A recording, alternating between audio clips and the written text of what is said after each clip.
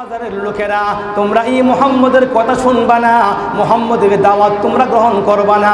মুহাম্মদ কিন্তু মিথ্যুক, জুড়ে বলেন নাউজুবিল্লাহ। মুহাম্মদ হলো মিথ্যুক, এই মিথ্যুকের বাক্য তোমরা শুনবা না। 2 নম্বর মুহাম্মদের পরিচয় হলো মুহাম্মদ হলেন ধর্ম ত্যাগী, এই ধর্ম ত্যাগের কথাগুলো তোমরা শুনবা না। যদি এর কথা শোনো তোমরাও একদিন ধর্মান্তরিত হয়ে যাইবা, তোমরাও একদিন লাঞ্ছিত হইবা, তোমরাও একদিন অপদস্থ অপমানিত হইবা। কাজী মুহাম্মদের কথা শুনবা না। রবিয়া ইবনে আব্বাস বলেন, আমি বাজারের লোকদেরকে জিজ্ঞাসা করলাম যে লোকটা ইসলাম ধর্মের দাওয়াত দিল ওই লোকটার পরিচয় কি, যে লোকটা তার বিরুদ্ধে কথা বলল ওই লোকটার পরিচয় কি। বাজারের লোকেরা আমাকে বলল যে ইসলাম ধর্মের দাওয়াত দিল সে হলো কুরাইশ বংশের যুবক, নাম হলো মুহাম্মদ ইবনে আব্দুল্লাহ ইবনে আব্দুল মুত্তালিব। আব্দুল মুত্তালিবের নাতি আব্দুল্লাহর পুত্র মুহাম্মদ, উনি একত্ববাদের দাওয়াত দিচ্ছেন, কালিমার দাওয়াত দিচ্ছেন, ইসলাম ধর্মের দাওয়াত দিচ্ছেন। উনি ওনার নিজেকে নবী বলে তিনি প্রচার করতেছেন। আর যে লোকটা তার বিরুদ্ধে আচরণ করলো, মিথ্যা কথা বললো, মিথ্যুক বললো, নবীকে ধর্মান্তরিত বলল, নবীর কথা মানলে তোমরা সবাইকে বলে অপদস্থ লাঞ্ছিত হইবা, এমন কথা বলল, ওই লোকটা তার আপন চাচা, নাম হলো আবু লাহাব, জুড়ে বলেন নাউজুবিল্লাহ। ইসলামের প্রচার যখনই প্রকাশ্যে শুরু হয়েছে, পৃথিবীর আবহমান কাল থেকে একটা অবস্থা চলে আসছিল। ঐতিহাসিকগণ সিরাতের কিতাবের মধ্যে লিখেছেন, প্রত্যেক নবী যখন প্রকাশ্যে ইসলাম ধর্মের দাওয়াত দিচ্ছিলেন তখন থেকেই মানুষ একটা কথা বলে মানুষ ইসলাম থেকে বিমুখ হয়ে থাকত। এটা ছিল শয়তানের সবচাইতে বড় হাতিয়ার। যখনই নূহ আলাইহিস সালাম দাওয়াত দিচ্ছিলেন, যখন ইব্রাহিম দাওয়াত দিচ্ছিলেন, যখনই অন্য নবীগণ দাওয়াত দিচ্ছিলেন একত্ববাদের দাওয়াত, তখনই বেঈমান কাফেররা একটা খুরা যুক্তি দাঁড় করিয়ে বলতো, আমরা আমাদের বাপ দাদাকে এইভাবে চলতে দেখেছি, আমরা আমাদের বাপ দাদাকে ওরকম করতে দেখেছি, কাজে কাজে আমরা আপনার এই দাওয়াত গ্রহণ করব না। জুড়ে বলেন নাউজুবিল্লাহ।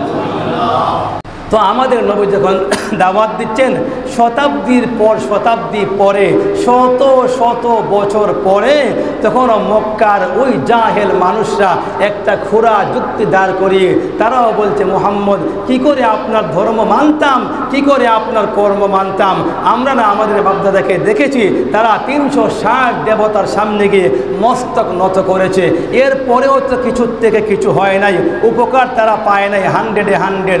আর তুমি বলছো নাকি শুধু একজনকে মানবো, যেখানে 360 জনে মিলেও পারে না হাজত পুরা করতে, মনের তামান্না পুরা করতে, সেখানে একজনে আবার কি করে পারবেন।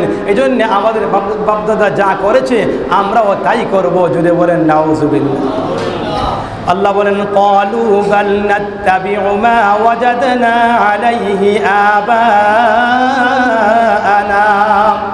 আল্লাহ বলেন সূরা লুকমানের 21 নম্বর আয়াতে আল্লাহ পাক রব্বুল আলামিন বলছেন, আল্লাহ বলেন আল্লাহ নবী যখন নাকি বেঈমান কাফেরদের সামনে যখন প্রকাশ্যে দাওয়াত দিতে আরম্ভ করে দিলেন, মক্কার বেঈমান কাফেররা আল্লাহ নবীকে ডাক দিয়ে বলল, ও মুহাম্মদ তুমি তো আমাদের সামনেই বড় হয়েছ, তোমাকে তো নিজের চোখেই দেখেছি, তুমি তো মানুষটা ভালো, কিন্তু তোমার এই কথাটা তো আমাদের কাছে ভালো লাগে না। বলে কেন লাগে না? তারা বলে 360 দেবতার পূজা করেছে আমাদের বাপদাদারা, 360 জন মিলেই যেখানে আমাদের বাপদাদাদের কল্যাণ করতে পারে নাই, তখন তুমি কেবল একজনের কথা বলছো, একজনের কথা মেনে আমরা কি করব? বাপদাদা যেই কাজটা করেছে ওই কাজের উপরেই আমরা আছি। ক্বালু বাল নাত্তাবিউ, তারা বলল বাল নাত্তাবিউ, বরং আমরা অনুসরণ করব, ওয়াজাদনা আলাইহি আবাআনা। তারা বলল আমাদের আব্বা এবং দাদাকে আমরা যেই কাজের উপরে পেয়েছি, যেই মূর্তি পূজার মধ্যে পেয়েছি, আমরা আমাদের বাপদাদার অনুসরণ করব, আমরা তোমার একত্ববাদের অনুসরণ করব না, তোমার অনুসরণ করব না। জোরে বলেন নাউজুবিল্লাহ। ও যারা বাপদাদা যে কাজ করছে বাল নাত্তাবিউ, তাদের ইত্তেবা করব, তাদের অনুসরণ করব, আপনার অনুসরণ করব না। আমার বন্ধুগণ, নবী করিম সাল্লাল্লাহু আলাইহি ওয়াসাল্লাম যখন দেখলেন যে দাওয়াত দিলে পরে কেউ গ্রহণ করতে রাজি হয় না, আল্লাহ নবী আর দেরি করেন নাই, নবীজি আবার ভাবলেন, ফাসদা বিমা তু'মারু ওয়া আরিদ আনিল মুশরিকিন ইন্না কাফাইনাকাল মুস্তাহজিইন। আল্লাহ বলেন ফাসদা বিমা তুমারু, ও মুহাম্মদ সাল্লাল্লাহু আলাইহি ওয়াসাল্লাম, আপনাকে যেই কাজের আদেশ করা হয়েছে আদিষ্ট বিষয়ে আপনি আপনার কাজকে পরিচালনা করুন। ফাসদা বিমা তুমারু ওয়া আ'রিদ আনিল মুশরিকিন, ও নবী মুহাম্মদ মুশরিকদের থেকে আপনি চোখ ফিরিয়ে আনিন, মুশরিকদের থেকে আপনার চেহারা ফিরে আনিন। এদের দিকে আর তাকিয়ে কথা বলবেন না, বরং এদের দিকে না তাকিয়ে মাঠে ময়দানে বাজারে হাটে সব জায়গায় আপনি ঢালাওভাবে সমান তালে আপনি ইসলামের দাওয়াত দিতে শুরু করুন। জুড়ে বলুন সুবহানাল্লাহ। প্রকাশ্যে ইসলামের দাওয়াত দেন। কত আর গোপনীয় ইসলাম, কত আর গোপনীয় লুকিয়ে রাখা যায়, আর রাখা সম্ভব না। আপনি প্রকাশ্যে দাওয়াত দেন, আর ওই যে বলছিলেন ফাতাওয়াক্কাল আলাল আজিজুর রহিম, আপনি ভরসা করবেন আজিজের উপরে যিনি মহাপরাক্রমশালী, আপনি ভরসা করবেন রহিমের উপরে যিনি হলেন সর্বময় দয়ার অধিকারী, তার উপরে ভরসা করে মাঠে ময়দানে বাজারে হাটে যেখানে মানুষ পাবেন সেখানে ইসলাম ধর্মের দাওয়াত দিবেন। হযরত আব্বাদ রাদিয়াল্লাহু তাআলা আনহু, আব্বাস নন আব্বাদ, আব্বাদ রাদিয়াল্লাহু তাআলা আনহু, রবিয়া ইবনে আব্বাদ, উনি বলেন যে একদিন আমি তাকিয়ে দেখলাম নবী করিম সাল্লাল্লাহু আলাইহি ওয়াসাল্লাম জুলহিজাত বাজারের মধ্যে আল্লাহর নবী একদল মানুষের সামনে দাঁড়িয়ে দাঁড়িয়ে ইসলাম ধর্মের কথাগুলো বলছেন, কালিমার দাওয়াত দিচ্ছেন।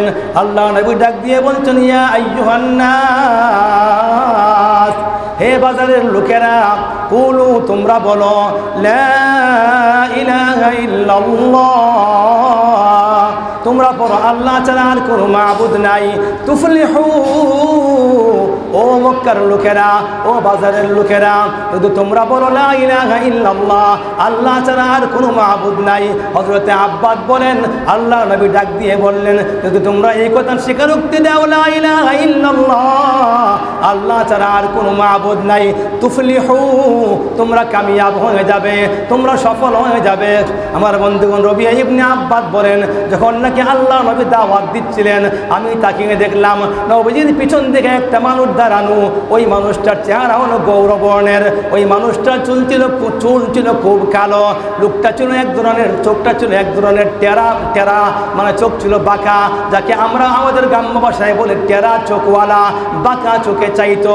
ওই লোকটা দাঁড়িয়ে বলছে ও বাজারের লোকেরা, তোমরা এই মুহাম্মদের কথা শুনবা না, মুহাম্মদের দাওয়াত তোমরা গ্রহণ করবা না, মুহাম্মদ কিন্তু মিথ্যুক। জুড়ে বলেন নাউজুবিল্লাহ। মুহাম্মদ হলো মিথ্যুক, এই মিথ্যুকের বাক্য তোমরা শুনবা না।